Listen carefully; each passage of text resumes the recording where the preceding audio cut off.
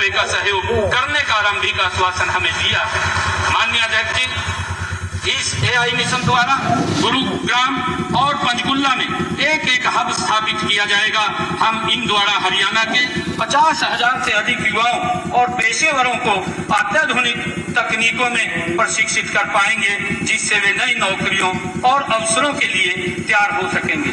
माननीय अध्यक्ष जी, 4 जनवरी को हरियाणा निवास में मैंने हरियाणा के लगभग 60 ऐसे ऊर्जावान युवाओं से विचार विमर्श किया, जिन्होंने पिछले 3 वर्षों में अपने स्टार्टअप्स बनाए हैं।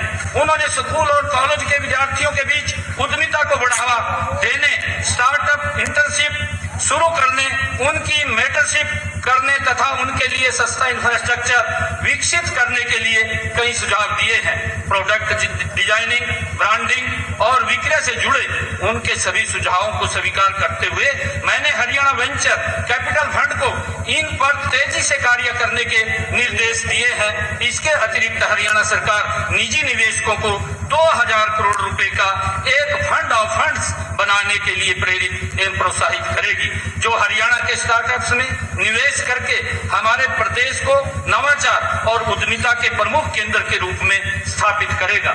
माननीय अध्यक्ष जी, प्रदेश के स्वर्णिम भविष्य के लिए अनिवार्य है कि हम हमारे युवाओं को और आने वाली पीढ़ी को नशे के जाल में फंसाने से बचा पाएं। इसके लिए मेरा संकल्प जो substance abuse and narcotics knowledge awareness and liberation programme authority, यह प्राधिकरण नाम से यह नया प्राधिकरण गठित करने का प्रस्ताव है।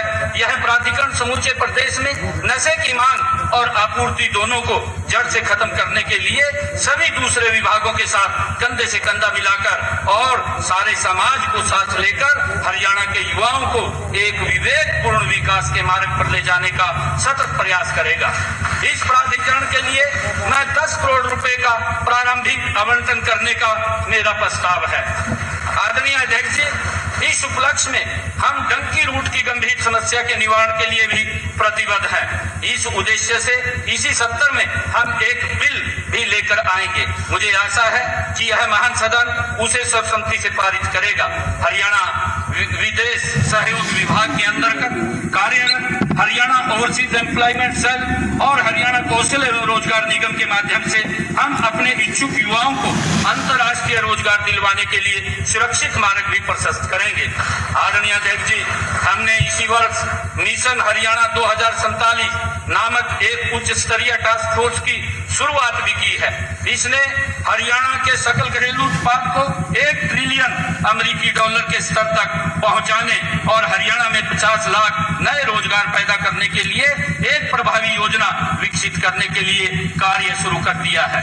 हर्ष की बात है कि मिशन ने वित्त वर्ष 2025-26 में ही कुछ जिलों के लिए अपनी योजनाओं का प्रूफ ऑफ कॉन्सेप्ट बनाकर देने का आश्वासन दिया है। इस मिशन के लिए प्रारंभिक निधि के रूप में 5 करोड़ रुपए के आवंटन का मेरा प्रस्ताव है। आदरणीय अध्यक्ष जी,